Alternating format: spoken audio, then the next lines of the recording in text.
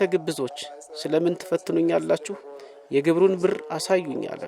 እነርሱም ዲናር አመጡለት። እርሱም ይህች መልክ ጽሕፈቲቱስ የማን ናት አላቸው። የቄሳር ነው አሉት። በዚያን ጊዜ እንኪያስ የቄሳርን ለቄሳር የእግዚአብሔርንም ለእግዚአብሔር አስረክቡ አላቸው። ይህንም ሰምተው ተደነቁ፣ ትተውትም ሄዱ ይላል።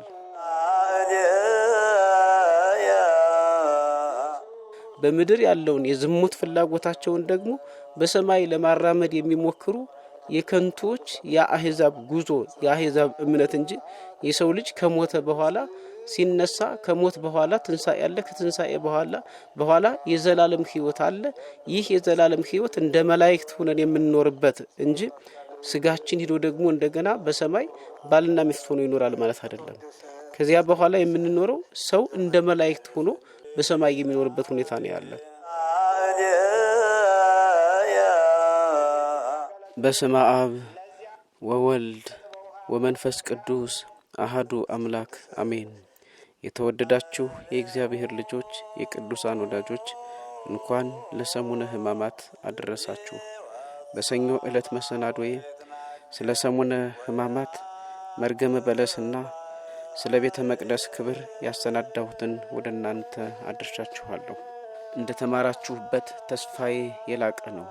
በዕለቱ መሰናዶ ደግሞ የሰሙነ ሕማማት ማክሰኞ ምን ተደረገ የሚለውን በማሰናዳት ይዤላችሁ ቀርቤያለሁ። ላላወቁት ለማሳወቅ አገልግሎቱንም ለማሳደግ የሰብስክራይብ እና ሼር ስጦታችሁን እንዳትነፍጉኝ በልዑል እግዚአብሔር ስም ጠይቃለሁ። መልካም ቆይታ።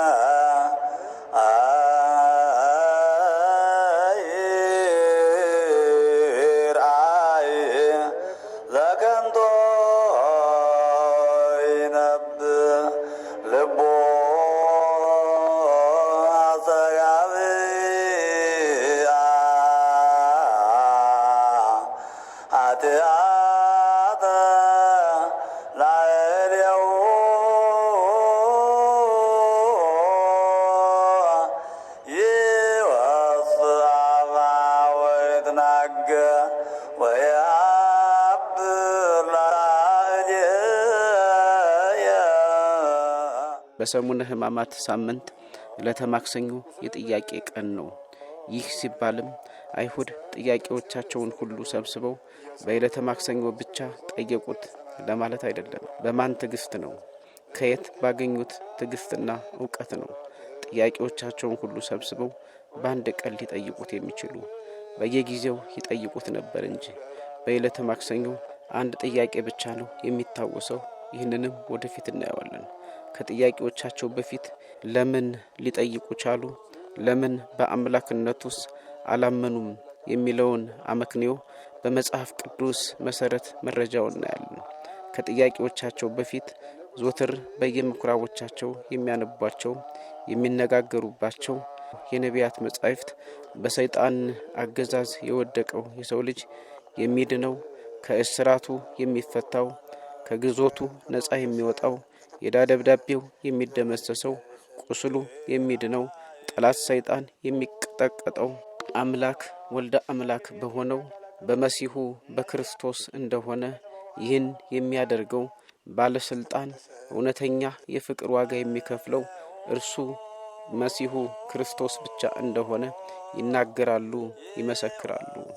መዝሙረኛው ዳዊት እግዚአብሔርሰ ንጉሥ ውእቱ እምቅድመ ዓለም ወገብረ መድኃኒተ በማእከለ ምድር፣ እግዚአብሔር ግን ከዓለም አስቀድሞ ንጉሥ ነው፣ በምድርም መካከል መድኃኒትን አደረገ ሲል ይመሰክራል።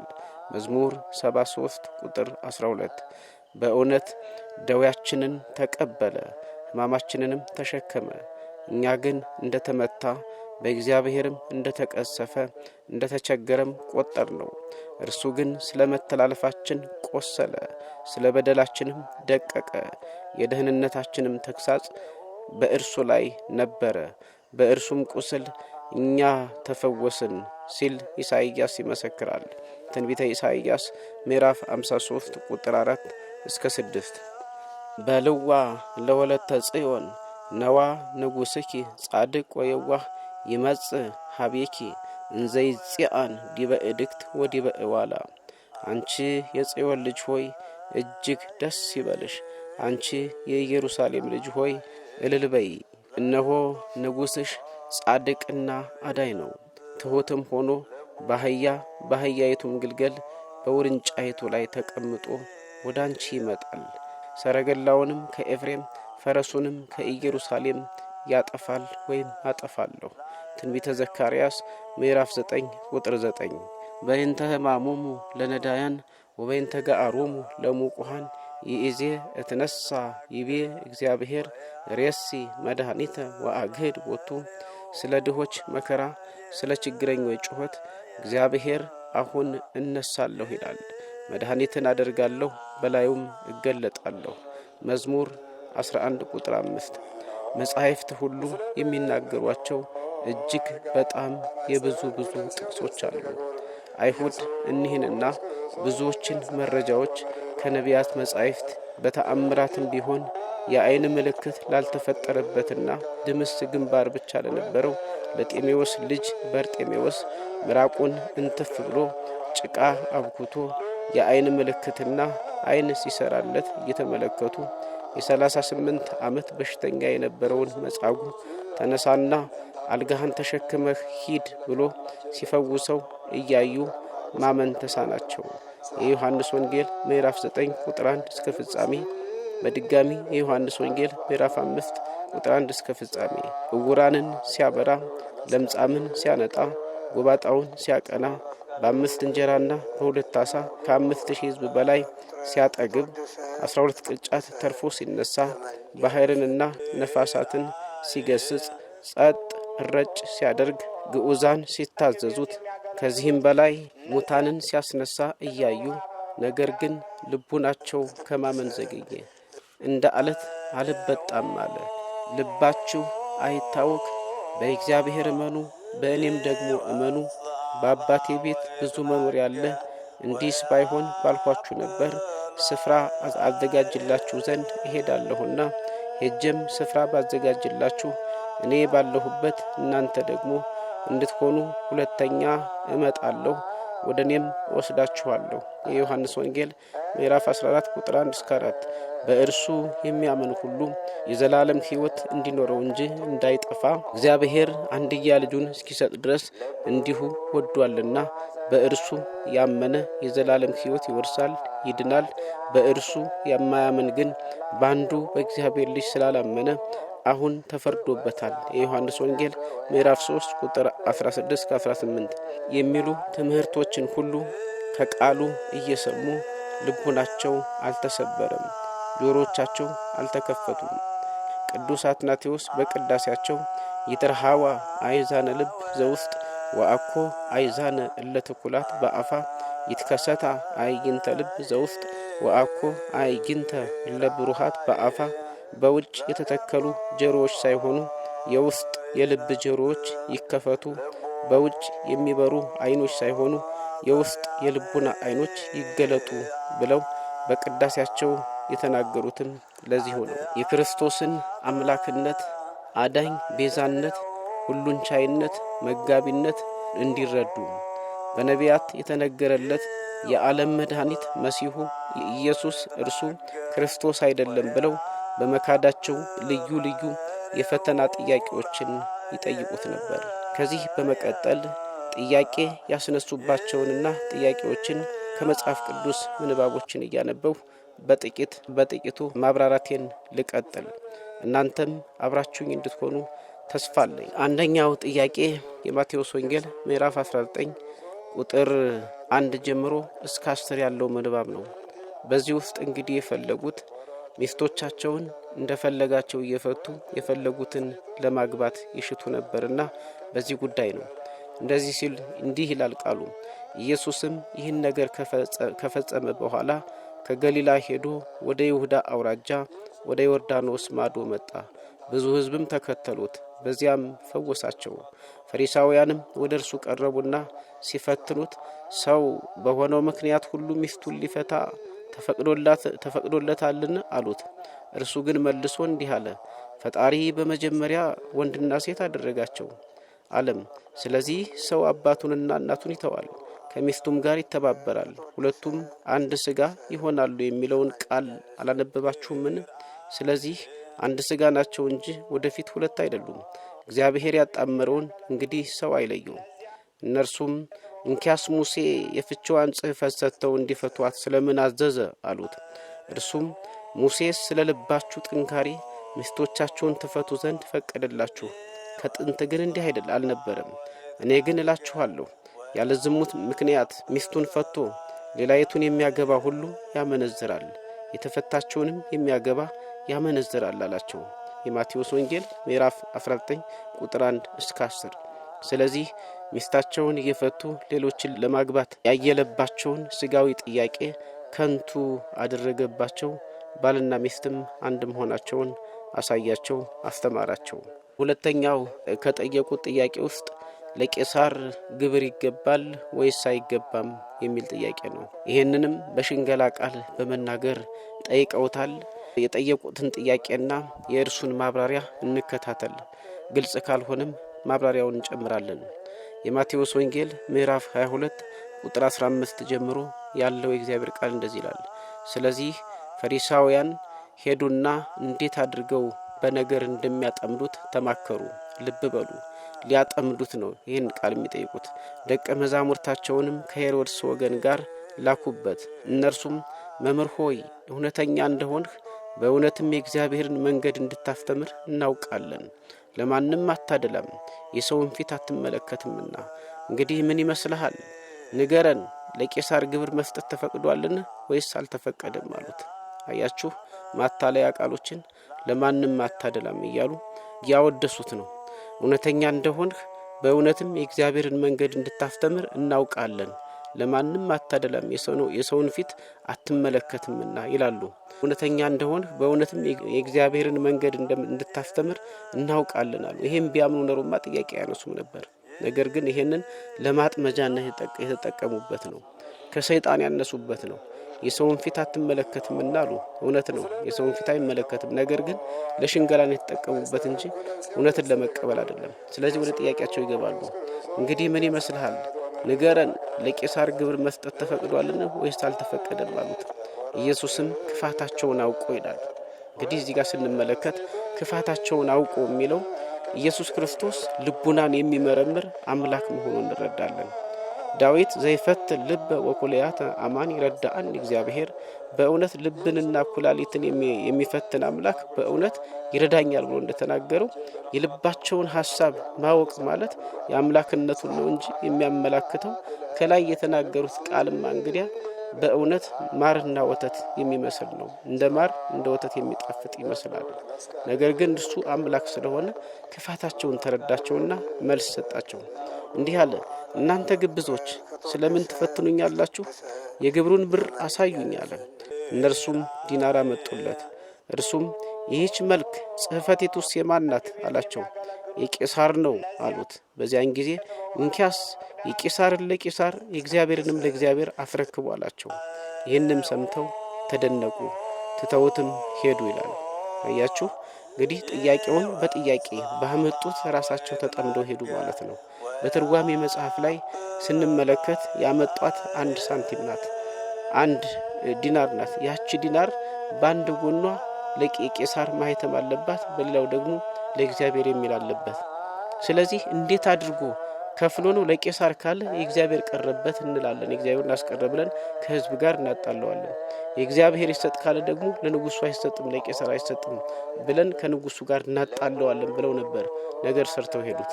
ነገር ግን ባመጡ ጥያቄ ተጠምደውበታል ይለናል። 1 ሳንቲም ብትሆንም 2 ጽሑፍ በግራና ወይም በፊትና በላይና በታች ቢጻፍባትም የእግዚአብሔርን ለእግዚአብሔር የቄሳርን ለቄሳር ስጡ ሲባሉ ባመጡት ወጥመድ ባጠመዱት ወጥመድ እነሱ ተጠመዱ። ጥያቄያቸውን ከቸፈ ማለት ነው። እንዲህ አይነት ጥያቄ እግዚአብሔርን መፈታተን አይገባም። ይህ ሁሉ ለዚህ ያበቃቸው ኢየሱስ እርሱ መሲሁ የዓለም መድኃኒት መሆኑን ባለመረዳታቸው ነው። ለእነርሱና ለዓለም የመጣው መድኃኒት እነርሱና ዓለም የሚድኑበት መድኃኒት እርሱ ብቻ መሆኑን አልተረዱም ነበር። በሐዋርያት ሥራ ምዕራፍ 4 ቁጥር 12 ላይ እንድንበት ዘንድ ከሰማይ የተሰጠን ስም እርሱ ብቻ ነው ብሎ ሲናገር እንመለከታለን። ይህን አልተገነዘቡም ማለት ነው። ምዕራፍ 22 ቁጥር 23 ጀምሮ ደግሞ ስለ ትንሣኤ ሙታን የጠየቁበት ነገር አለ። እነዚህ ደግሞ ሳዶቃውያን የተባሉ የሳዶቅ ወገኖች ናቸው። እነዚህ ሰዱቃውያን የሚባሉት ትንሣኤ ሙታን የለም፣ በሰማይ ፍርድም የለም፣ የሚፈርድም የለም፣ ሰው ከሞተ በኋላ እንደሌላው ፍጡር አመድ ትቢያ ሆኖ በኖ ይቀራል እንጂ አይነሳም፣ በሰማይ ፈራጅም የለም፣ መላእክትም የለም ብለው የካዱ ሰዎች ናቸው። ይህንን መሰረት የሆናቸው ሳዶቅ የሚባለው ፈላስፋ ነው። ስለዚህ በሳዶቅ ሰዱቃውያን ይባላሉ። የአይሁድ ክፍል ሁለተኛው ደግሞ ፈሪሳውያን ናቸው። እነዚህ መላእክትም እንዳሉ ፈራጅ አምላክም እንዳለ ሙታንም እንደሚነሱ ያምናሉ። ስለዚህ እነዚህ የማያምኑ ሰዱቃውያን ግን ኢየሱስ ክርስቶስን ለመጥመድ እነሱ ደግሞ ሌላ ጥያቄ አነሱ። ትንሣኤ ሙታን አለ ወይስ የለም የሚለውን ነው በምሳሌ አድርገው ያቀረቡት። እንደዚህ ይላል ምንባቡ። የጌታችን የአምላካችን የመድኃኒታችን የኢየሱስ ክርስቶስ ቅዱስ ወንጌል ቅዱስ ማቴዎስ እንደጻፈው ምዕራፍ 22 ቁጥር 23 ጀምሮ ያለውን ምንባብ አነብና ምንባቡ ካብራራ ያው ተቀበለነው እንዳለ ያለ በዚያ ትንሽ ማብራሪያ ካስፈልገም እጨምራለሁ። እንደዚህ ይላል። በዚያን ጊዜ ትንሣኤ ሙታን የለም የሚሉ ሰዱቃውያን ወደ እርሱ ቀረቡ፣ እንዲህም ብለው ጠየቁት። መምህር ሆይ ሙሴ አንድ ሰው ልጅ ሳይወልድ ሲሞት ወንድሙ ሚስቱን አግብቶ ለወንድሙ ዘር ይተካ አለ።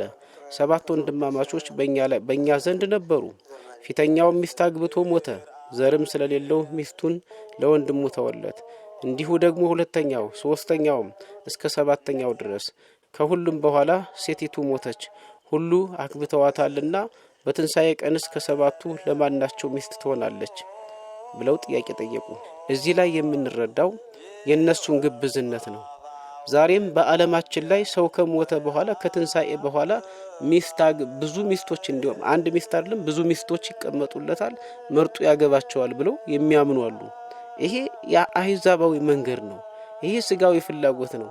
በምድር ያለውን የዝሙት ፍላጎታቸውን ደግሞ በሰማይ ለማራመድ የሚሞክሩ የከንቶች የአህዛብ ጉዞ የአህዛብ እምነት እንጂ የሰው ልጅ ከሞተ በኋላ ሲነሳ ከሞት በኋላ ትንሣኤ አለ፣ ከትንሣኤ በኋላ የዘላለም ሕይወት አለ። ይህ የዘላለም ሕይወት እንደ መላእክት ሆነን የምንኖርበት እንጂ ስጋችን ሄዶ ደግሞ እንደገና በሰማይ ባልና ሚስት ሆኖ ይኖራል ማለት አይደለም። ከዚያ በኋላ የምንኖረው ሰው እንደ መላእክት ሆኖ በሰማይ የሚኖርበት ሁኔታ ነው ያለ። ነገር ግን ይህን ባለመረዳት ምክንያት አህዛባዊ እምነት ስላላቸው ዛሬም ይህን የሚያራምዱት አሉ። ይህን አይነት ጥያቄ ጠየቁ። እነሱ ዋናው ዓላማቸው ትንሣኤ ሙታን የለም፣ ትንሣኤ ሙታን ካለ ያቺ ሴት ለ7 ወንድ ልትሆን ነው ወይ በሚል ጥያቄ ነው የተወዛገቡት። ግን ኢየሱስ ክርስቶስ ያላቸውን እንመልከት። ኢየሱስም መልሶ እንዲህ አላቸው፣ መጻሕፍትንና የእግዚአብሔርን ኃይል አታውቁምና ትስታላችሁ። በትንሣኤስ እንደ እግዚአብሔር መላእክት በሰማይ ይሆናሉ እንጂ አያገቡም አይጋቡም ብሎ ቅጩን ነገራቸው። ስለ ትንሣኤ ሙታን ግን እኔ የአብርሃም አምላክ የይስሐቅም አምላክ የያዕቆብም አምላክ ነኝ የሚል ከእግዚአብሔር ዘንድ ወደ እናንተ የተባለውን አላነበባችሁምን? የሕያዋን አምላክ ነው እንጂ የሙታን አይደለም። ሕዝቡም ይህን ሰምተው በትምህርቱ ተገረሙ። ፈሪሳውያንም ሰዱቃውያንን ዝም እንዳሰኛቸው በሰሙ ጊዜ አብረው ተሰበሰቡ ይላል። እዚሁ ላይ አንድ ጥያቄ ይቀጥላል። ይህኛው ደግሞ የሕግ መምህር ነው። በፈሪሳውያንም በሰዱቃውያንም ላይ በእውቀቱ እጅግ ከፍተኛ ቦታ የተሰጠው የተከበረ ሰው ነው። የሕግ መምህር ነው። እኔ የሕግ መምህር እያለሁ እንዴት ያስጨንቃቸዋል? እኔ እሱን ጠይቄ ማስጨነቅ አለብኝ ብሎ የተነሳ አላዋቂ ሰው ነው። እንግዲህ በሕግ ሊጠይቀው ነው። ምንባቡን እንከታተል። የማቴዎስ ወንጌል ምዕራፍ 22 ቁጥር 34 ጀምሮ ያለው ምንባብ እንደዚህ ይላል። ቁጥር 35 ጀምሮ ከእነርሱም አንድ ሕግ አዋቂ ሊፈትነው ይላል። አሁን ለማወቅ አይደለም ሊፈትን ነው። አምላኩ መሆኑን ስላልተረዳ እንደነሱ ጠማማ ልብ ስለነበረው ስላላወቀ ዓለምን ካለመኖር ወደ መኖር አምጥቶ የፈጠረ መሃባ አልቦ አምጥቶ የፈጠረ አምላክ የሚመግብ የሚያስተዳድር በኋላም ለእያንዳንዱ እንደ ስራው ሊከፍል የሚመጣ ኃያል አምላክ መሆኑን ባለመረዳቱ ምክንያት መምህሩን አምላኩን ሊፈትን ተነሳ ማለት ነው።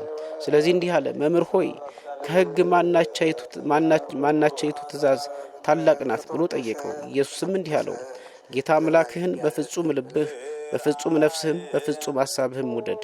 ታላቂቱና ፊተኛይቱ ትእዛዝ ይህች ናት። ሁለተኛይቱም ይህችን ትመስላለች፣ እርሷም ባልንጀራህን እንደ ነፍስ ውደድ የምትለው ናት። በእነዚህ በሁለቱ ትእዛዛት ሕግም ሁሉ ነቢያትም ሁሉ ተሰቅለዋል። ይህን ጥያቄ መለሰለት፣ ተረድቶ ሄደ። በዚህ ሰዓት ኢየሱስ ክርስቶስ ፈሪሳውያን ተሰብስበው እያሉ እሱ ደግሞ ለነሱ ጥያቄ አነሳላቸው። ፈሪሳውያንም ተሰብስበው ሳሉ ኢየሱስ ስለ ክርስቶስ ምን ይመስላችኋል? የማንስ ልጅ ነው ብሎ ጠየቃቸው። የዳዊት ልጅ ነው አሉት። እርሱም እንኪያስ ዳዊት ጌታ ጌታዬን ጠላቶችን የእግር መረገጫ እስካደርግል ድረስ በቀኝ ተቀመጥ አለው ሲል እንዴት በመንፈስ ጌታ ብሎ ይጠራዋል? ዳዊትስ ጌታ ብሎ ከጠራው እንዴት ልጁ ይሆናል አላቸው። አንድም ቃል እንኳ ይመልስለት ዘንድ የተቻለው የለም። ከዚያ ቀን ጀምሮ ወደፊት ማንም ሊጠይቀው አልደፈረም ይላል። ከዚህ በመቀጠል ወደ ዕለቱ ማክሰኞ ወደ ቀረበው ጥያቄ እንሄዳለን። እንግዲህ በዕለተ ማክሰኞ የጠየቁት አንድ ጥያቄ አለ፣ ወደዚያ እንሄዳለን። ይህን ጥያቄ ሊጠይቁ የቻሉበት ዋናው ምክንያት በቤተ መቅደስ ውስጥ ርግቦችን፣ ዋኖሶችን፣ በጎችን፣ ሌሎችንም እንስሳት ሲሸጡ አግኝቶ ከነ እንስሳቸው ስላባረራቸው በምን ስልጣን ይህን ታደርጋለህ ብለው የጠየቁት ጥያቄ ነው ማክሰኞ የሚነሳው።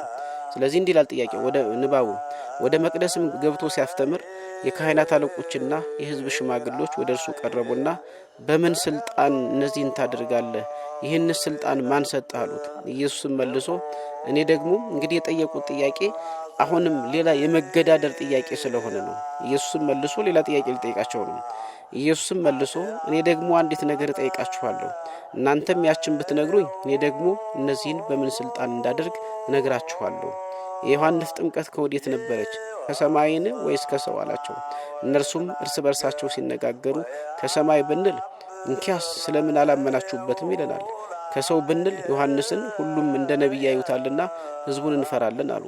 ለኢየሱስም መልሰው አናውቅም አሉት። እርሱም ደግሞ እኔም በምን ስልጣን እነዚህን እንዳደርግ አልነግራችሁም አላቸው ይላል። በማክሰኞ ዕለት የተነሳው ጥያቄ ይሄ ነው። በምን ስልጣን ይህን ታደርጋለህ ብለው የተነሱበት ምክንያት በቤተ መቅደስ በጎችን፣ ርግቦችን፣ ዋኖሶችን፣ ላሞችን ሲሸጡ ወርቁንም ሲለውጡ በዘመኑ የነበሩትን መለዋወጫ ዕቃዎች ሲለውጡ ስላገኛቸው እስከነቃቸው ከቤተ መቅደስ ስላባረራቸው ነው። ማን ሾመህ? ማንስ ስልጣን ሰጠህ? በማን ስልጣን ይህን ታደርጋለህ የሚል ጥያቄ ነው። እርሱም ጥያቄውን በጥያቄ የመገዳደር ስለሆነ ጥያቄውን በጥያቄ መልሶባቸዋል። እናም እንግዲህ ዋናው ማክሰኞ የጥያቄ ቀን ተብሎ የሚታሰበው ጥያቄዎችን ያነሱ ስለነበርና እርሱም አንዳንድ የሚጠይቃቸው ስለነበረ በብዙም ደግሞ ያብራራላቸው ስለነበረ ነው። ስለዚህ ከዚህ የምንረዳው ስንጠይቅ በትሁት ቃል ሁነን ከጠየቅነው እግዚአብሔር አምላክ የልቦናችንን ይፈጽማል።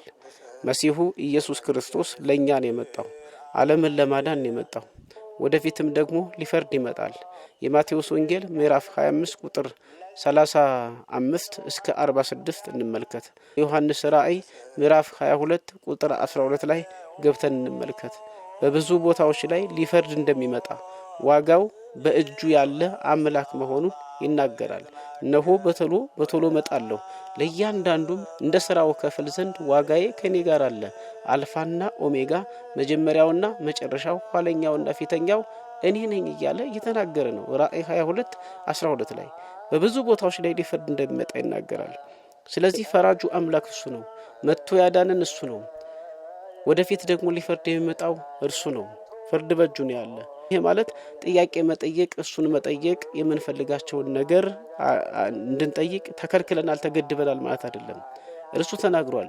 ጠይቁ ይሰጣችኋል፣ አንኳኩ ይከፈትላችኋል፣ እሹ ታገኛላችሁ። የማቴዎስ ወንጌል ምዕራፍ 7 ቁጥር 7 ላይ የምናገኘው ይህን ጥያቄ ነው። እንደዚሁም በማቴዎስ ወንጌል ምዕራፍ 26 ቁጥር 41 ላይ ወደ ፈተና እንዳትገቡ ትጉና ጸልዩ እያለ ነው። የሚያስፈልጋችሁን ሁሉ ጠይቁ እያለ እያናገረን ያለ በቃሉ መሰረት። ነገር ግን የአይሁድ ጥያቄ አጸያፊ የሆነበት ተቀባይነት ያጣው በአምላክነቱ በአዳኝነቱ እውነት መንገድ ሕይወት ሆኖ የተዘጋችውን የገነት በር እንደከፈተ የዲያብሎስን አሰራር እንዳፈረሰ የዕዳ ደብዳቤያችንን እንደደመሰሰ በሰውና በእግዚአብሔር መካከል የነበረውን የጠብ ግድግዳ እርሱ የሚያፈርሰው አምላክ መሆኑን አልተረዱም ነበር፣ አላመኑም ነበር። ይሄን ያስነቀፋቸው እነሱ ያቀረቡት የደፈሬታ ጥያቄ ነው፣ ወይንም ያደርጋል አያደርግም ነው። እንደዚህ አይባልም። እምነት ሳናይ የምናምነው የምንቀበለው ነገር ስለሆነ እግዚአብሔርን በፍጥረቱ እናውቀዋለን። ሰማይና ምድርን ሰማይን ያለ ካስማ ሲዘረጋ ምድርን በውሃ ላይ ሲያጸና ነፍስና ስጋን አዋህዶ የፈጠረ አምላክ የሚመግብ የሚያስተዳድር ዓለምን የሚያሳልፍ እንደሆነ እናምናለን። ስለዚህ የምንጠይቃቸው ጥያቄዎች ከትዕቢት ጋር ሳይሆን ከትህትና ጋር በተሰበረ ልብ በጸሎት መሆን አለበት፣ በምስጋና መሆን አለበት የሚለውን ከዚህ እንረዳለን ማለት ነው። ያላመነ ልብ እንዳይኖረን፣ የሚጠራጠር ልብ እንዳይኖረን እንረዳለን። የዛሬው የማክሰኞ ዝግጅት ይህን ይመስል ነበር። እግዚአብሔር አምላክ ቢረዳኝና ቢያግዘኝ ቢያበረታኝ ሮቡ ምን ተደረገ? ሮቡ ደግሞ የአይሁድ ምክር የተፈጸመበት ነው። ሐሙስ ጸለተ ሐሙስ ወይም ጸሎተ ሐሙስ የሚባለው ነው። ሕጽበተ እግርም ተብሎ ይጠራል። ሐሙስ ሰፊ ታሪክ አለው።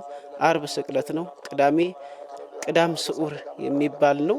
እነዚህን ነገሮች ሁሉ እግዚአብሔር ከረዳኝና ካገዘኝ ካበረታኝ ከመሰናክሎች ካዳነኝ ሰፊ ስለሆነ እያንዳንዷን ዝግጅት በእለት ለማቅረብ ያው በእግዚአብሔር መልካም ፈቃድ ሞክራለሁኝ እሱ ቢያበረታኝ። ስለዚህ አገልግሎቱ እንዲስፋፋ ሰብስክራይብና ሼር አድርጉ። በአስተያየት ደግሞ አስተያየታችሁን ደግሞ አትንፈጉኝ። ለምሳሌ ይሄ ይጎለዋል፣ ይሄን ጨምር፣ ከበዛም ቀንስ የሚል አስተያየት መስጠት መብታችሁ ነው። ጥያቄም ካለ ማስቀመጥ ትችላላችሁ። አስተያየትም ያበረታል፣ አስተያየት ያነቃል፣ ብዙ ነገር ያደርጋል። እግዚአብሔር ይህን ስላደረገ ሁሉ ነገር በእርሱ ይሆናልና ሁሉ ለእርሱ በእርሱ ተፈጥሯልና ሁሉን ያደረገ የሚያበረታ እሱ ነው። የሰው ልጅ ሊመሰገን አይገባውም። እኛ ዕቃዎች ነን። ኃይልን በሚሰጠኝ በክርስቶስ ሁሉን እችላለሁ ተብሎ እንደተጻፈ የኛ አይደለም ብርታቱ የሱ ነው። ስለዚህ ያበረታን አምላክ ምስጋና ለእርሱ ይሁን። እናንተም ጊዜ ሰጥታችሁ ስላዳመጣችሁ፣ ስለተከታተላችሁ፣ ስለተማራችሁበት ሰብስክራይብ እና ሼር በማድረግ ስላስተማራችሁበት ልዑል እግዚአብሔር ሁላችሁን ይባርክ። ልዑል እግዚአብሔር በበረከቱ ያድላችሁ። መልካም ፈቃዱ ሆኖ ለበዓለ ትንሣኤ ያድርሰን። ወስብሐት ለእግዚአብሔር። ይቆየን።